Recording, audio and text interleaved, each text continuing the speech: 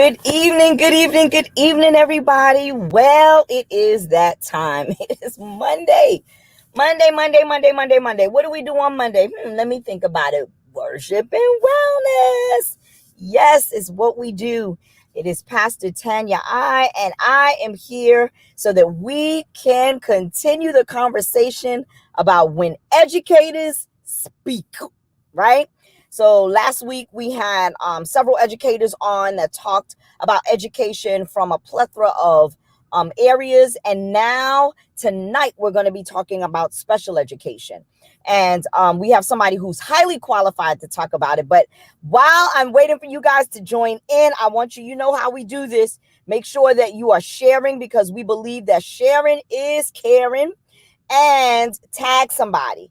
This is an important discussion for our parents. I know oftentimes it's can be scary. There are parents that don't want to deal with the fact that maybe some additional services can benefit their children.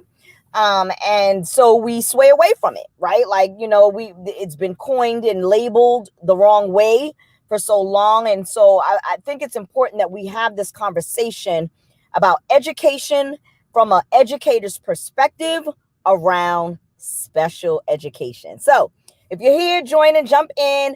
Don't think it's not for you, because somebody is dealing with nieces and nephews and grandchildren and the education field from one side, from one way to another. So we're going to do what we normally do. We're going to pray. You're going to send some shout outs so I can see who's joining us tonight. And then I'll bring our special guests in, and we will have a wonderful conversation. So let us begin in prayer.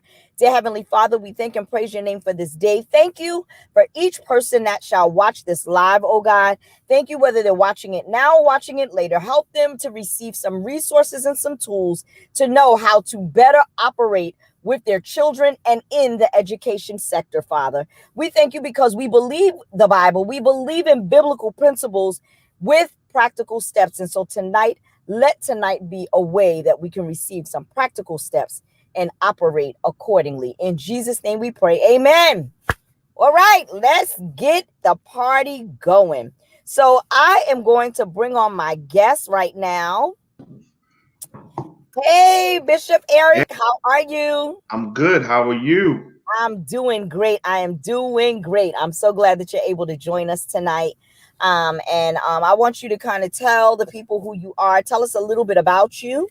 Tell us what you do, where you are, professionally, of course, but then also share a little bit about your ministry and just who you are. And then when you all said and done, I want you to let us know what led you into education.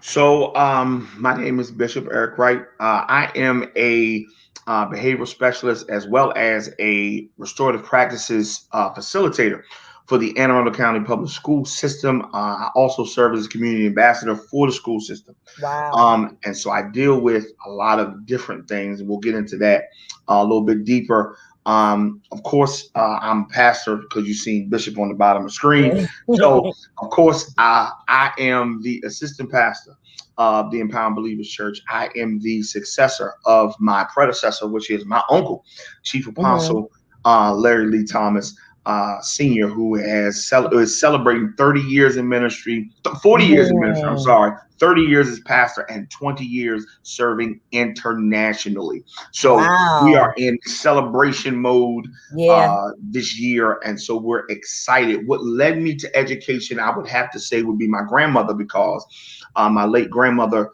only had a fifth grade education, and she had my oldest uncle in the sixth grade. And so it was and the funny thing about it, my wife and I were just having this conversation not too long ago about my grandmother and her educational background. So she was really big on education. And I was a young man who was voted less likely to succeed. And when I say that, I mean that I was in the 12th grade reading on a sixth grade reading level.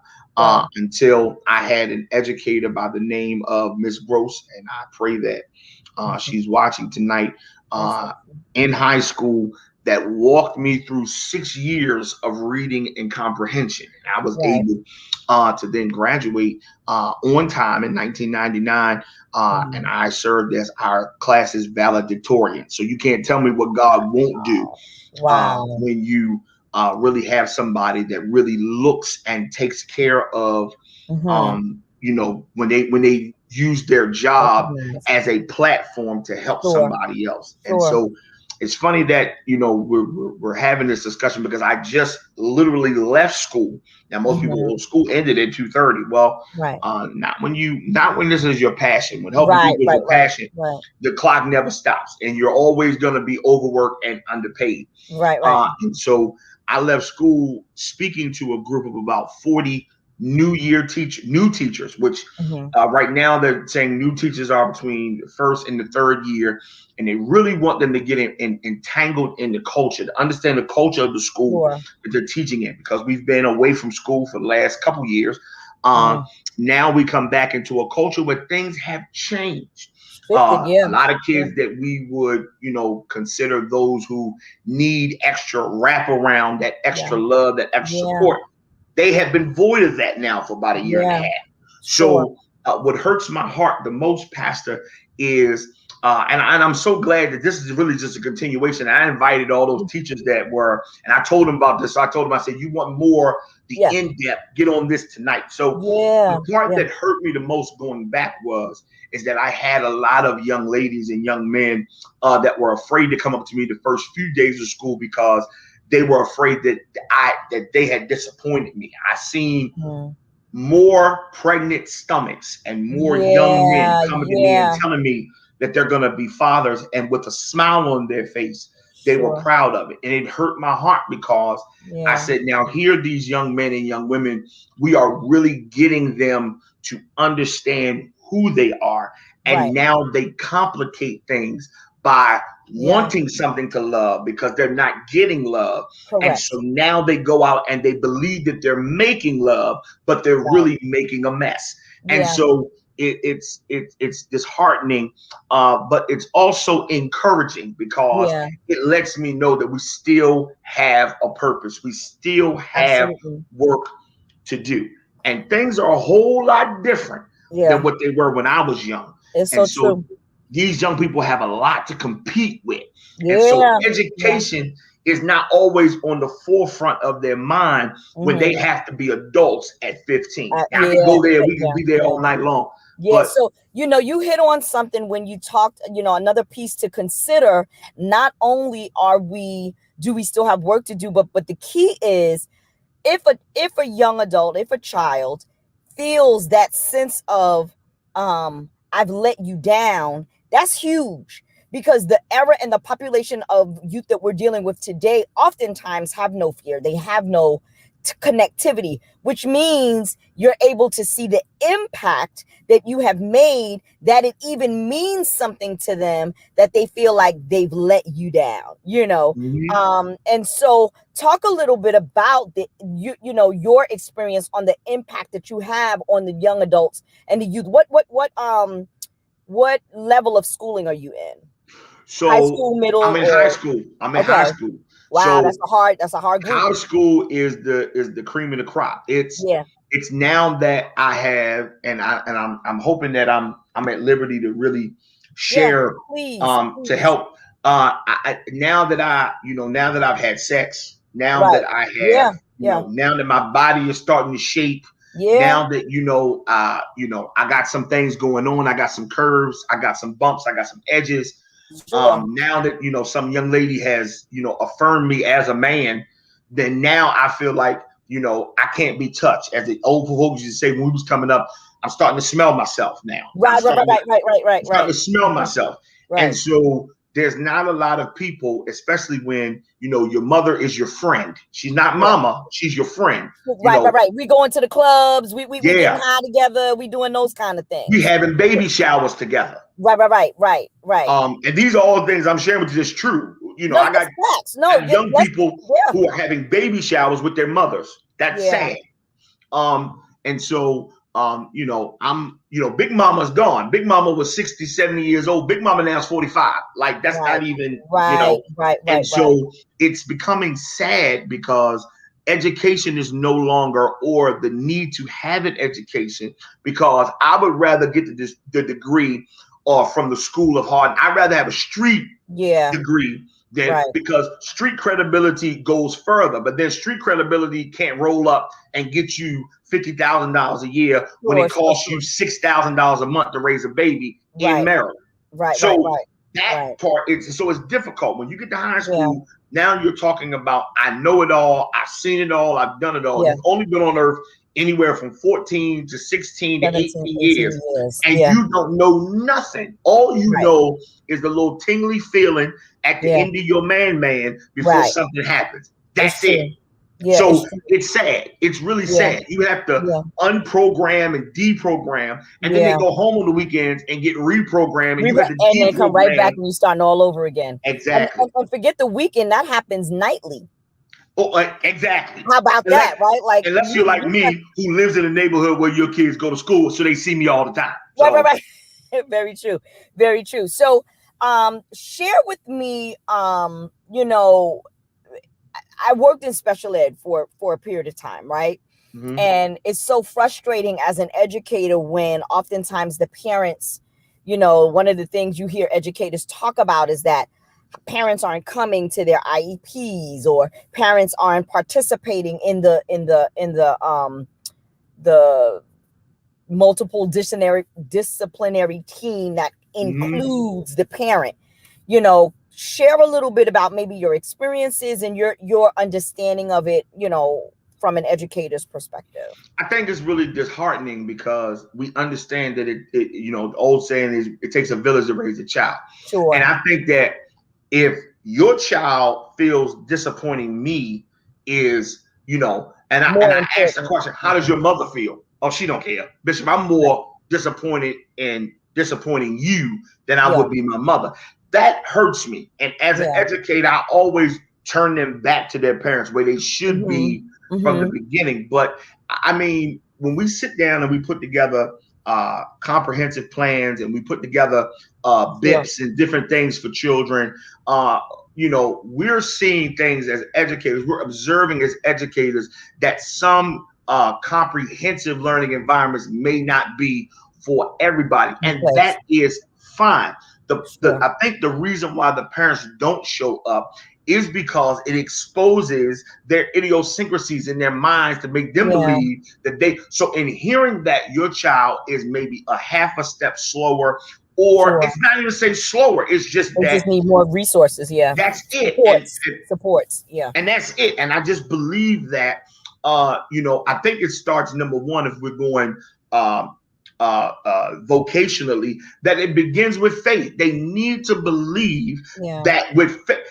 Here's the thing. The difference is our children have had experiences Yeah. that sometimes they're silent about, or sometimes they are vocal about through various ways of Sure. being vocal about it. They're not just Right. talking about it. So they may take naked photos and put them online because they may be looking for attention, because maybe they were crying out for something that you did not give them, and so they felt Absolutely. as though they need to get attention somewhere. They may be upset or feel some kind of way because you done brought their third uncle in the house, Right. and they don't have Right. they had a male figure for a while, then you messed that up, then you brought somebody else and they got attached. So at the end of the day, there are cycles that continue to happen, and Sure. kids are resilient. They're like a Timex. They take a licking to keep on ticking.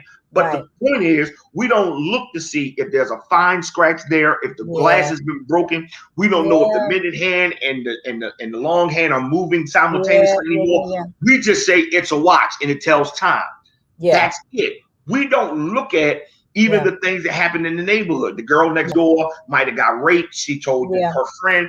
Boom. So they feel as if because we're both female, we can understand one another. And then that gets into a whole nother thing because they feel like they understand one another. I don't understand the opposite sex. All I understand is the same. Now you have a whole nother ball. It breeds another, So they have experiences from the bus stop to the bus to the It's true. bleachers, to the classroom, to the lunchroom, To the and in the bathrooms. course of a day, and Yeah, nobody there to be a sounding board to sure. talk to. So, you have mentioned quite a few things that the ministry of Daddy's Girl Lifestyle was birthed out of, right? Just understanding the concept that, you're looking, you talked about it, looking for love, or what you perceive is love because of the lack thereof, right? Mm-hmm. And we can go into, the lack of the voice of the Father all day long, right? I'm a firm believer, not only biologically, right? Because that is so paramount. When the father of that Mm. young lady and the father of that young man is speaking life to their child, it gives that sense of validation. Same way that God the Father, when he speaks to us, there is the level of validation. But on top of that, now we're in the school setting, and I'm in the school setting, and I have needs that, hear me out, from elementary to middle, from middle to high school.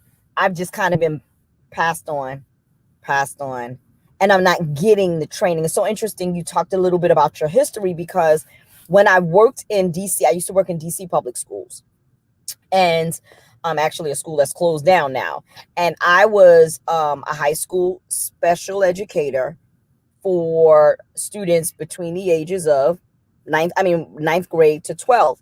Well, I would have kids that would come to my pullout class, 11th grade, they couldn't read. They had no clue. Mm-hmm. At 12th grade, cannot read. Not a lick. And so I was literally taking the time to first get through, not let's work on your words, but are you hungry? Can I feed you? Exactly.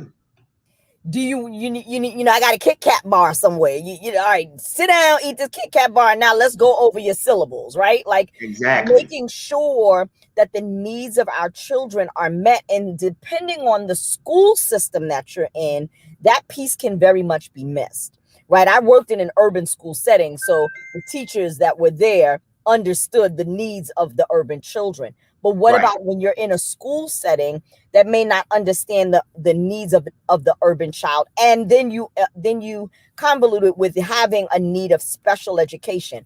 What does a parent do? So what happens is that they become afraid because most people fear what they don't know. That's And true. so most people don't understand because they were lacking in participation in elementary school that bridged them to middle school that bridged them to high. Now they feel like, okay, all I gotta do, and it's sad in our community, all it is I just gotta get you across that stage and that's it. Yeah, yeah, But getting them across the stage does not necessarily mean that they may have done just enough to get by, but did they really get over?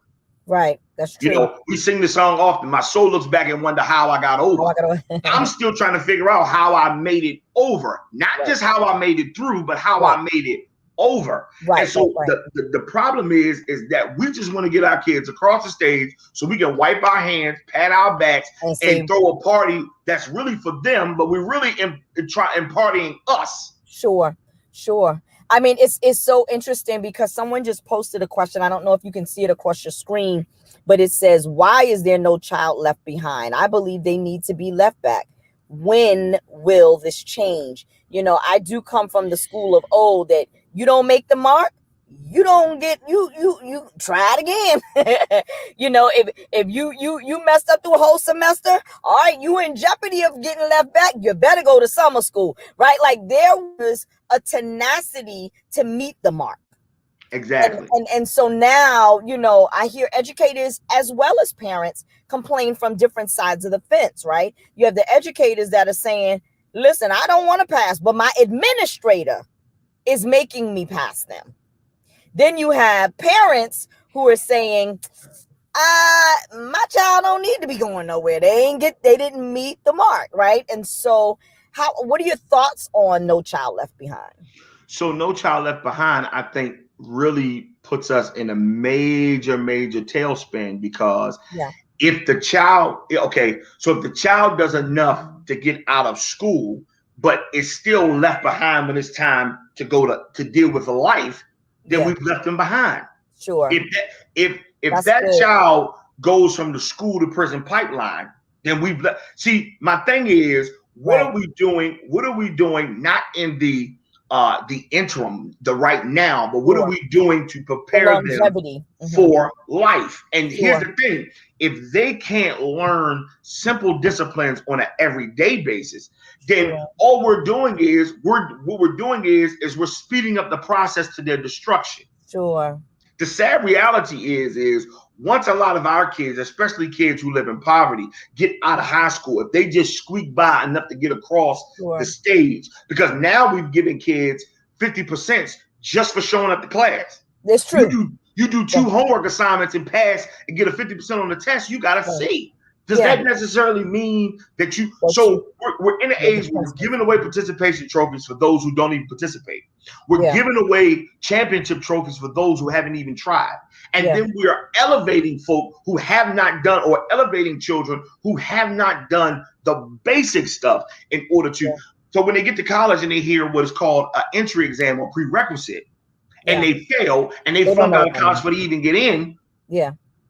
When they get to the campus, they didn't like me. They didn't want me. It was because of the color of my skin. No, baby. It was because no, you missed the steps. You missed the principles. You missed the principles are big, right? Principles are the things that kind of get us through and understand. Yes, if I put $1 away today, there's a strong possibility if I need that dollar tomorrow, I know where to pull it from, right? It's a principle. Saving is a principle, right?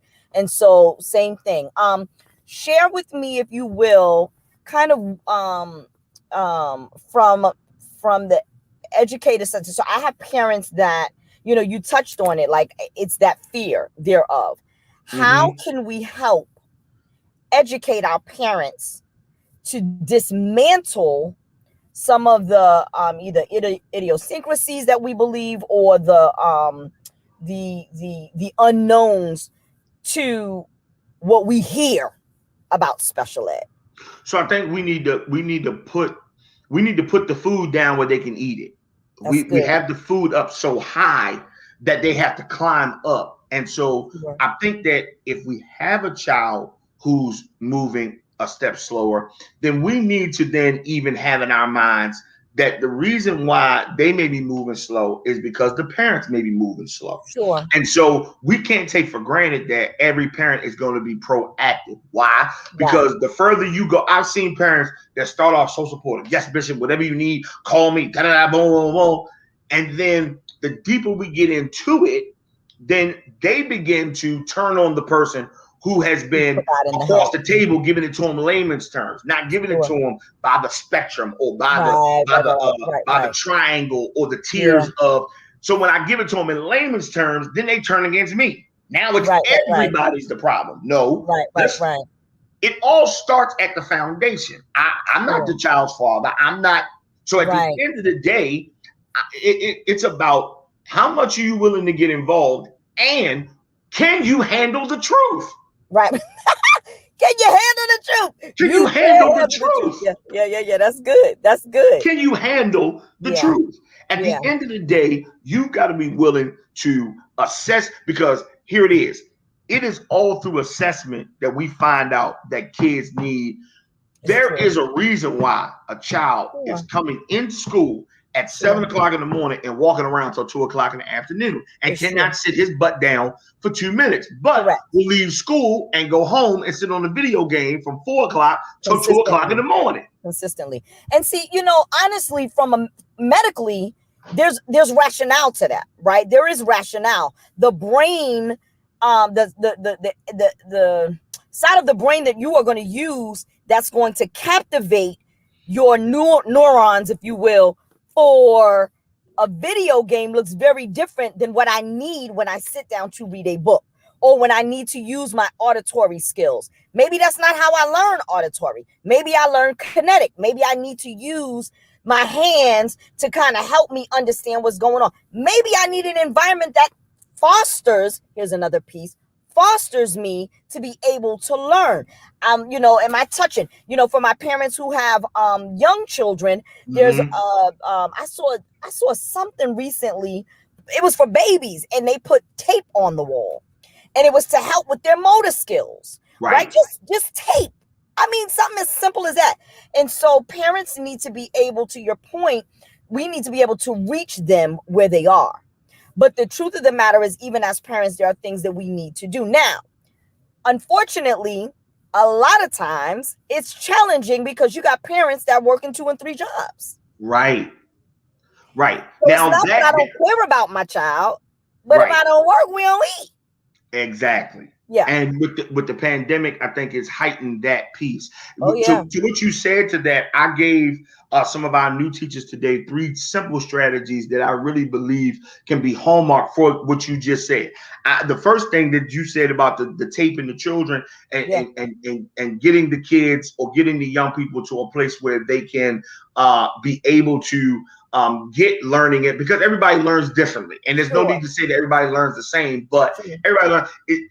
The first point I gave to my new teachers today was be creative without compromising the content, Yeah. which means you need to play between the lines. If the Yeah. book says, because the sad reality is that these teachers are on a timetable from the minute they get to school to the last day. Sure. They have to teach Sure. content at a certain time, and they have to be moving the ball, moving the ball, moving the ball. Yeah. How then, in the first few weeks of school, instead of them having to sign emergency forms and all that, you get this stuff out the way, yes. Yeah. But then you need to know your community, know your audience, know who you're teaching, know who you are giving instruction Okay. to, and you need to, as the Bible says, let the wheat and the tare grow together. Grow Mix together. the good ones in with the bad ones and let it all Yep. grow together. But as Absolutely. a farmer, you know what is good and what is It bad. was necessary. But Yeah. you have given to the mind to believe that because I'm with this group, I'm with this is who I can be them too. And then you Sure. provoke thought through That's creativity. it. That's it. You That's good. provoke thought through creativity. When they get on that bus and get to school, when they're in school, you need to make Yeah. school like Walt Disney World. Yeah. Because Yeah. at the end of the day, they're That's going where to our get children something are from this. So when they get back on the bus and go back to reality, they don't have to be deprogrammed as much, as much. but they can understand that they have a teacher they can look forward to. I'm going to this class, and this is what Sure. we do in this class. This is how we Sure. make it. Not understanding that these things are only happening in this class because you're there. They don't do it Correct. like that in every other class, That's but true. she or he understands the audience. That's how he can make the environment conducive so he doesn't compromise or she doesn't compromise the content in which he has to teach. It's so good that you said that. It's actually affirmation to one of the educators last week. Mr. Paul talked about, I am responsible for my class, right? I can't tell you what happens in Mr. Bobo's class. I can't tell you what happens in Mary Jane's class, but in my class, this is how we operate, and this is the expectation. I, as an educator, have a responsibility to keep everybody safe, right? So Exactly. whether you have a special education, whether you're working from a curriculum or not, everybody has a right to be educated, if nothing else, Exactly. right? And to And me, so, that's the no child left behind correct, interpretation for me, is that every child has a right to learn, but learn comprehensively the way on they their get it. level, yeah, where they The are, way they get absolutely, the Bible talks about the difference between those who drink milk and those who eat meat. There are people absolutely, within the congregation that eat that's good, meat and drink milk. And as a absolutely, pastor, as a shepherd, as a yeah. father, I have to know who Who can gets handle cereal what? in their bottle and Hmm. who can eat some spaghettios. I That's gotta good. know. That's And good. just because they have a tag, a title, a cross, or a collar Means does nothing. not necessarily mean that they can eat meat. Absolutely. I think that is key right there. The expectation. Sometimes Exactly. as educators, even as parents, right? We do it as parents sometimes.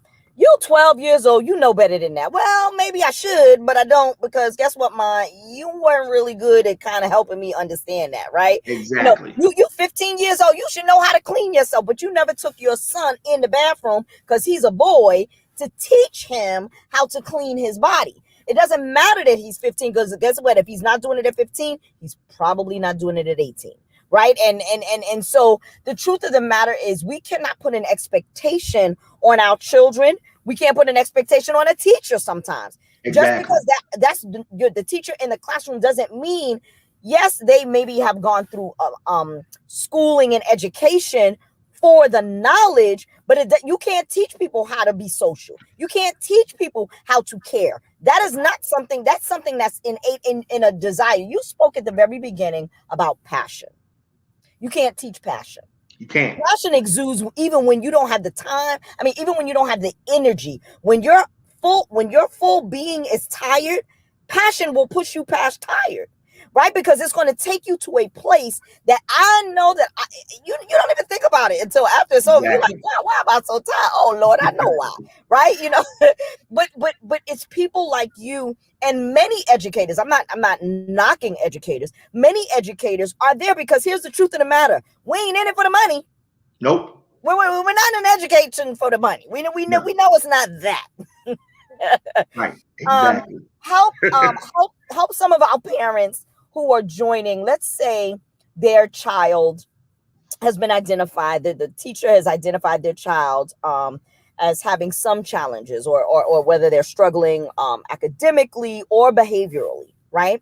And they've now recommended to this parent that they need to potentially have that child evaluated.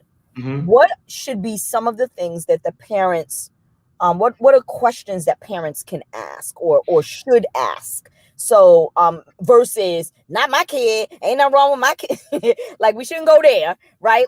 What if we are caring about our children? What are some of the things that you would recommend to parents to be knowledgeable about and ask about? Because I don't know what I don't know, right? As a parent, if Right.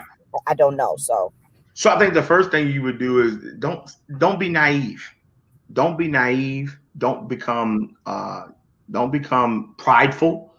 Um, I think if you love your child the way you say you do, then you want to make sure that the situation is diagnosed properly. I think that we've seen a lot of our children misdiagnosed, oh yeah, but we've also seen our children not getting the opportunity to be diagnosed, and the yeah, system. So they go from one system to the next. yeah. The system detox them, it grows them, it gives them the perception or they need on the world. So my before we even get to questions that need to be asked, you have to do a self introspect, and you have to say to yourself, listen here, I do not want to be the stereotypical parent. Now, Right. I'll be honest with you, Pastor. I work in an area where we got just as many Caucasian parents flipping Absolutely. than we Right. do African Americans. And Sure. we do not need to back down or back off, but we do need to become more involved. I was looking even last week when we talked, and you asked me to come on the show. Mm-hmm. And I was just so honored to be able to do so. And I looked, a scripture that popped in my mind was Matthew 17:15, when the Mm-hmm. man is talking to the disciples about the fact that my son is a lunatic. Right. Right. He's a little crazy. He gone. And, He and gone. he's gone. And here it is. He say something tell him throw himself in the fire, throw himself in the fire, Yeah. Yeah. throw Yes. himself in the Yes. water, throw himself in the water. Here Right. it is. And the disciples come back after Jesus says, "You wicked and perverse generation, how long must I suffer How thee?" long? And so Jesus was not only talking to the man, but he was talking to the church. He was talking Absolutely. to educators. He was talking Absolutely. to people who should know better. And he Absolutely. was saying the fixers of the world, the Yeah. fixers, Yeah. the problem solvers, the saluters. And he Yeah. was saying to them, listen here, how long are you going to keep on going and you're Sure. going to put band-aid on things that need to have cast on them? How Absolutely. long are That's you good. going to keep neutering a generation that needs That's to be good. nurtured so that they can replenish? At Right. the end of the day, the question needs to be asked by the parent first, needs Right. to be asked to themselves.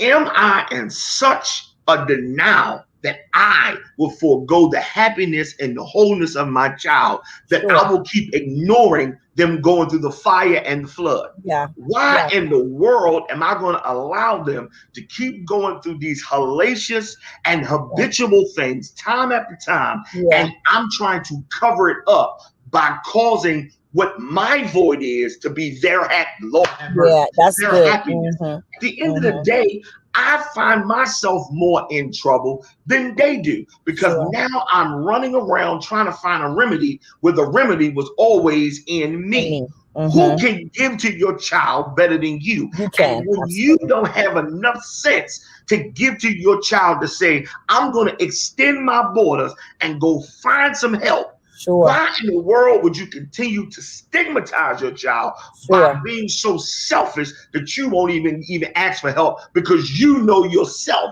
you Yeah. need help? That's good. That's good. That's so good. All So I right. think So it starts now, with now we got to, introspect before you yeah, come see me, or we sit in the 504 meeting and you yeah, going through your phone and you scrolling, you sucking your teeth, and I don't have your undivided attention. Now right, I can say, when we get outside the room or when you leave and we all sitting around as professionals, right. now I see where she get it from. Now that's exactly what happens. That's Apple don't exactly fall too what far from the happens. tree. Yeah, yeah, that's exactly what happens. So resources, right? Because I'm real big on resources and supports. I am with you, right? So that's for the parent. Number one, step one is to do introspect. Now That's that you've it. done introspect and you've come to the knowledge that your child can benefit from having some supports, and they identify and find ways. Maybe you can't come to the school, but maybe you can do it up there. Listen, I remember doing them doggone sped plans. Okay, you either you come in the school, you're gonna call in, you can call in and do it over a phone conference, and now you can do virtual, right? Find yourself get in where you fit in for the sake of Yes, understanding and being a part of the plan, not allowing the educators or the school system, if you will, to dictate and label your child. That's where the label comes from. Oftentimes, it's exactly, because someone has not been there to advocate for that child as a parent, right? exactly. We should be able to come to the table and I can say, Eric, I know little Tanya, she be all over the place. This is what I do at home. I need to know what's working here. Listen, if this ain't working over there, try this. Oh, it ain't working at home. What y'all got for me, right? It should be a seamless message and messaging to that child and what that child or children need, or what that young adult needs, or what that Right, youth needs. And so I think it's really important because, again, as you said, parents don't know what they don't know, right? exactly. And so yes, maybe I have not taken the time to do introspect, because introspect shows where I failed. And Right, so now you're dealing with another whole component as a parent of my own failure. So I try to live vicariously through my child in exactly, areas where I've lacked. And exactly. there is no judgment there, but reach out. When Peter was drowning, he put his hand up, Lord, help, pull me. I'm drowning. As a parent, sometimes we do drown, and there are people that are out there and educators that are out there. You spoke to educators. Talk a little bit about administrators and special education, administration and special education, if you will, and how that connects one to another. So I think that when you said the word advocate, I have been known to be a strong advocate, because I tell my kids the same thing that my grandmother used to say to us when we were young, and if we ever got separated from her, she would say to us, if somebody walks up to you and say, "Oh, your grandmother told me to get you and bring you back to her," we would, and she said, when we go in the store, she would give us a password. So we would ask, "What's the password then?" Because I know if I Right. had the password, then I know that you're advocating on behalf of my grandmother. Sure. I think that Sure. us as educators, or me as an advocate for students and parents, Sure. because see, sometimes I have to come out of those meetings and I have to dissect, and then What's really give the going on? diluted version Yeah. to these others that don't look like us, who Sure. all they believe is they're waiting for the ignorant switch to flick for us, and Yeah.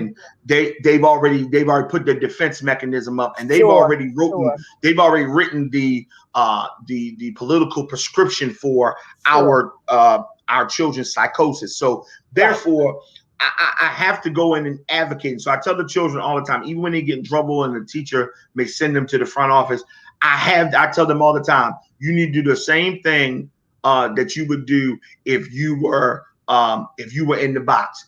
I need my lawyer. So the first thing I tell them is the students who know and really deal with me, and I deal with their Yeah. parents, and their parents have a comprehensive A understanding relationship. of Yeah. what's really going on.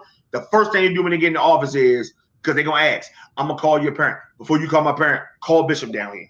Yeah. And I tell them that. Yeah. Call me.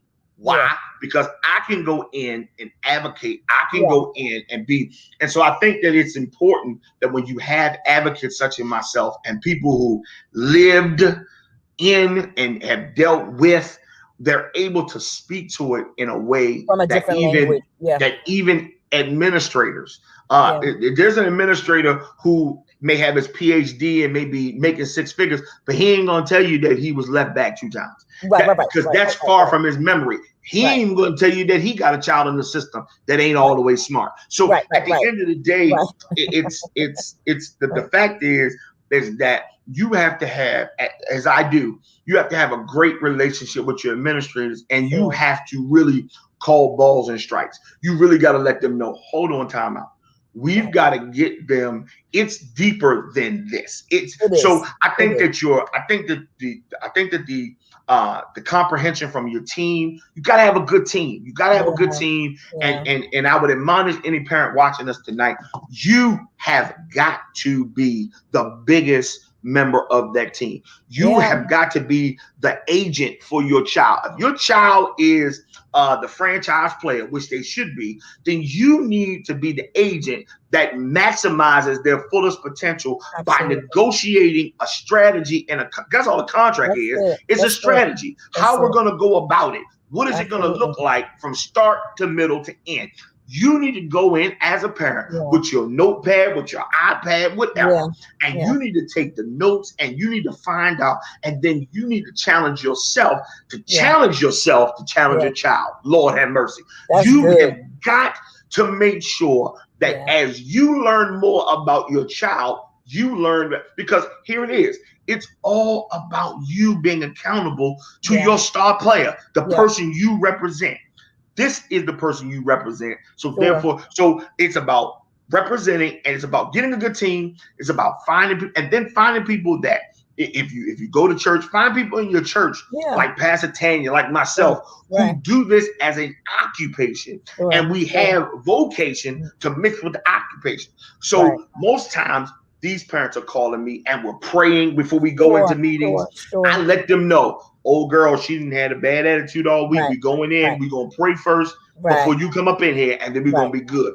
At Right. the end of the day, you got to, and then in order for, I believe, administration to work with people such as myself and such as yourself, then they've got to be convinced that we are going to do what is in best interest for Sure. the entire. See, because I don't really feel For like everything, for everybody. Right. Right. It's not I just feel for like- one or the other. Yeah. exactly. I feel like right now, in doing my job for the time that I've done it, I've changed my mentality Right. since the pandemic.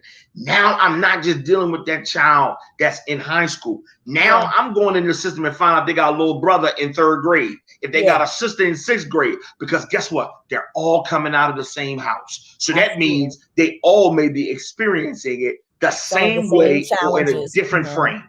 Sure. Absolutely. Absolutely. So I'm You know, connecting this- the dots.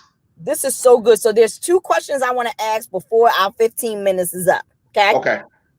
And I'm going to put both out there and then I'm going to let you roll with it. Okay. Question number 1 is, what are your thoughts around medication? And I'm going to explain why I'm asking this. Okay. So I worked in an elementary. So the 2 areas that I did work in is elementary and high school. I ran away from middle school. I can't do it. My husband was a middle school. I'm like, I don't know how you do it without them kids. Whoa. But elementary, right? And I had an elementary child, and And in the beginning of the school year, like you spoke about, this child really was challenged with sitting still, and I mean beyond what the immediate label of ADHD is. Like, he really could not focus. I would do pullouts with him. I would sit in the class. Like, he could not. He was very unorganized. Come to find out, after a while, a couple of months passed, I finally read the IEP. The boy he had medication. I said, Mm-hmm. I called a parent. I said, is your child still on medication? The mother then explains, well, yeah, but when, he hasn't been taking it.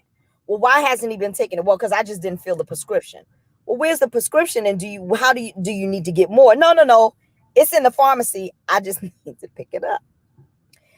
So literally before this was right before the Thanksgiving holiday, they picked it up and they began putting him on the regimen. And Bishop Eric, I am not necessarily for it or against it, but what I learned through him was that when it works, it works. And so they began once his regimen kicked in. When I tell you, it was like he was a whole nother child. Like, I would go into the class in the morning because we had a routine that I had with him. I'm going to class and I'm saying, who is that raising their hand asking questions? That cannot be, little Johnny. That's not his name, but little Johnny, right? And so I recognized that it was something that was needed for that child. But parents sometimes will sway away. I was a person, I was like, I ain't for, now you don't need to medicate. But I realized that it's medical. There is a Mm-hmm. medical imbalance that is causing this child not to operate the way they need to operate. So that question number one is, what is your thoughts on medication? And then the second question that I had, I forgot because I got so caught up with the medication. So go and answer that one and I'll come back to the other one. So medication to me is a 50-50. Me being a certified peer recovery specialist and dealing with substance misuse and Yeah. things of that nature, they are forms of medication, rehabilitation. Some people don't think that Suboxone, methadone, things of that nature. Some Right. people don't feel like you're coming off of the drug. You're just getting Right. a lower dose of it, this and the third. And Right. so when we understand how the brain functions and dopamine and all of those different Right. things, and so we understand that, I will say, and this is not the first time I've been asked this question, and I've come up with a theory on it. Yes, it's a 50-50, it's a 50-50 thing, considering on if you're going to be consistent in it, Sure. because of course that's another part of the part that you play in your star player. And so if you're going to be consistent in it, then of course you don't want to start and stop and start and stop and start and stop, because Right. why? You're going to create a bipolar child, and now that's a Yeah. whole nother story. But Right. then when you get to the high school level and kids who were taking medicine in elementary school and middle school consistently, now because they go through the phase with their hormones and things go up and down and the different Yeah. Yeah. imbalances have become different. Now they understand that when they take that medicine and then they do what I like to call Bob Marley, it flips a switch that now it's like so I have, speaking of which, I have a child right now in our school Sure. who he prescribes to of course psychotropic medicine, but then he Sure. also subscribes to Bob. And so when he subscribes to Bob and he has psychotropic on board, he's in class, he's sitting down, all of the above. I had a teacher say to me today, Bishop, I think we need to go ahead and make sure that he subscribes to Bob every day. I said, time out. That's a little bit crazy, because what you're doing is that you are really suggesting that this minor go out and continue to purchase marijuana so that he or she can feel better. No. At the end of the day, we are burying the barriers. Lord have Yeah. mercy. We bury the barriers when we do that, because there is a reason why one would Yeah. use Bob to do things to relax or to Yeah. then Yeah. Yeah. bring down or to calm Right. Right. down. Right. There is something raging on the inside that needs to be Sure. buried. And so when you Mm. floor a student with medication, like I said, it's a Yeah. 50-50 move. I've seen Yeah. kids that I grew up with that took medicine all week long, and then on the weekends their parents let them be kind of free. Right. They would say stuff like, man, I don't like the way the medicine makes me Make me feel, blah blah feel. blah. Yeah. At the end of the day, you have to do, I think that medication orally should then be met with some kind of psychology help as well, to Absolutely. That's that so good. that the two can balance out each other when That's it's good. time for it to happen. I just don't think that you need to do one without the other. I think there That's needs to good. be a happy median, because Yeah. then we don't want kids to, now that they get old enough, they break the medicine up and put it in blunts and smoke it, and now they're combining Right, right, right, street right, right. and legal. Sure. Sure. So I just think that, Sure. I think it needs to be, like I said, those wraparound pieces. So I'm not Mhm. against it, but then when it becomes recreational fun or takes a high to another level, now you're introducing something to a kid Yeah. who does not take the medicine, but you put it in the blunt and they hit it, and it's like, whoa, Oh, this now feels now great. it's yeah, yeah. Oh, now this how I should be using it. Right. It's an upper and a downer at the Yeah, same it's time. not So working. I just Yeah, think that, we have to be intentional, and we have to be sure. able to walk as well as wean our children off of these things, if That's good. if it's called for it, only if it's called Sure. for it. But if Sure. not, we suffer our children to get more clouded and jaded, Sure. because if we keep it on too long with no wraparound, or we don't do it Yeah. consistently. So I think it's a 50-50. Yeah. Yeah. All right, last I don't remember what the second question was that I originally wanted to ask, but what Okay. I do want you to talk about is if you can just speak to being an African American male Okay.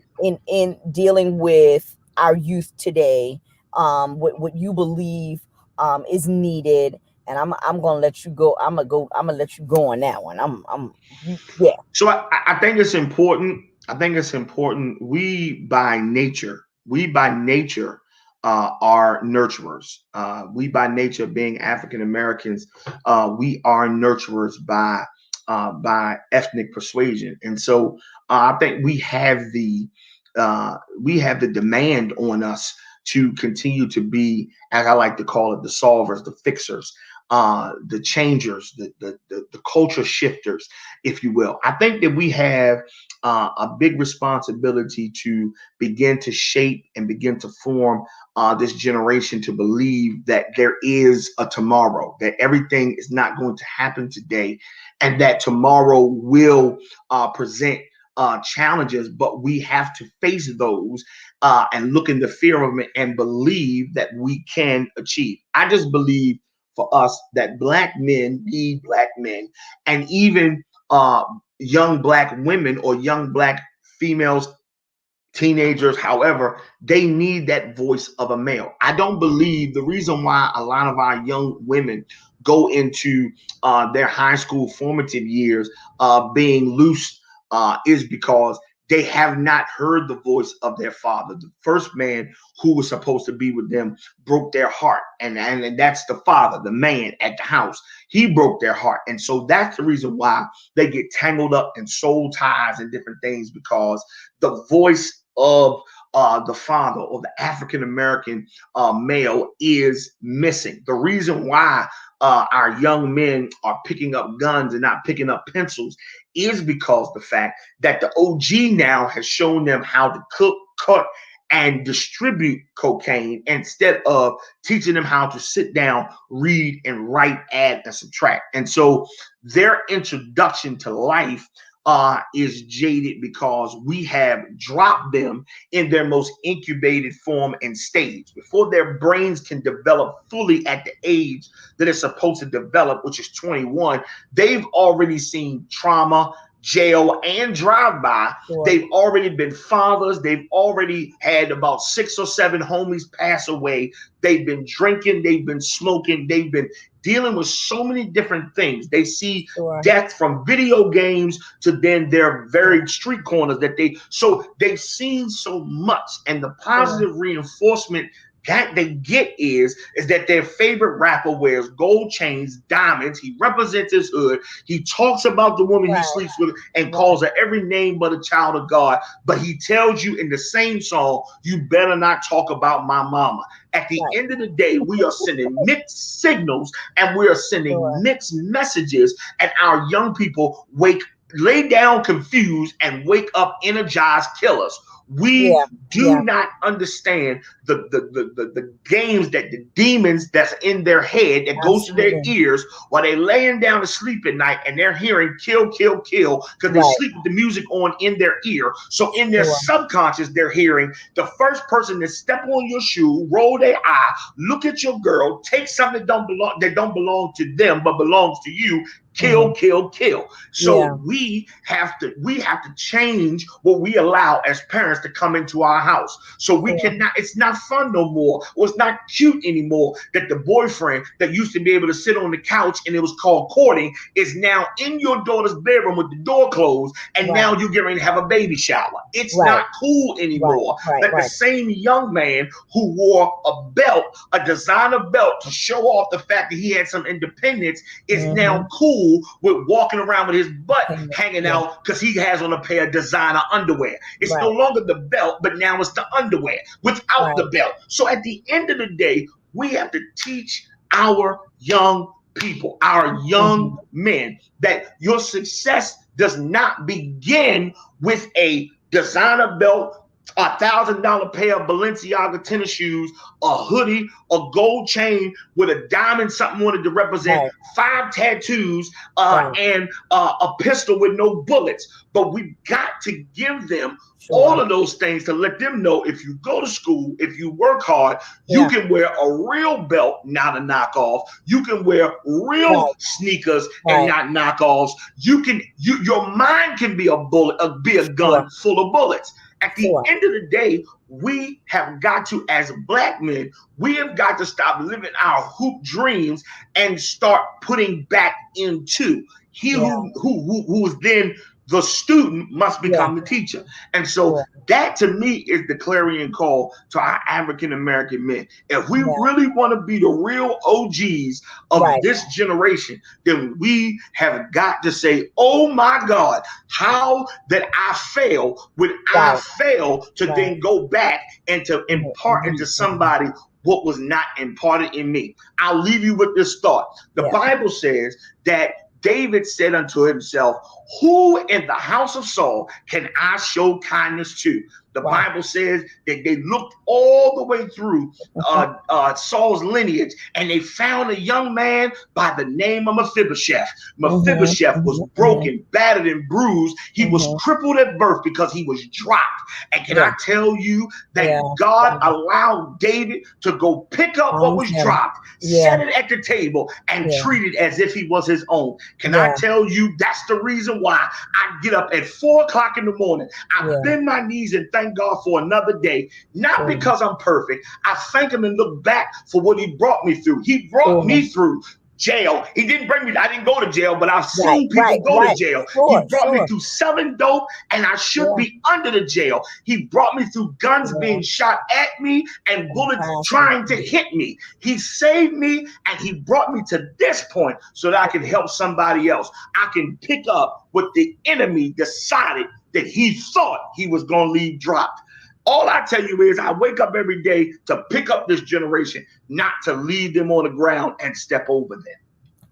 I mean, that's it, and that's it, and that's all. There's nothing else to be said behind that. That is so key.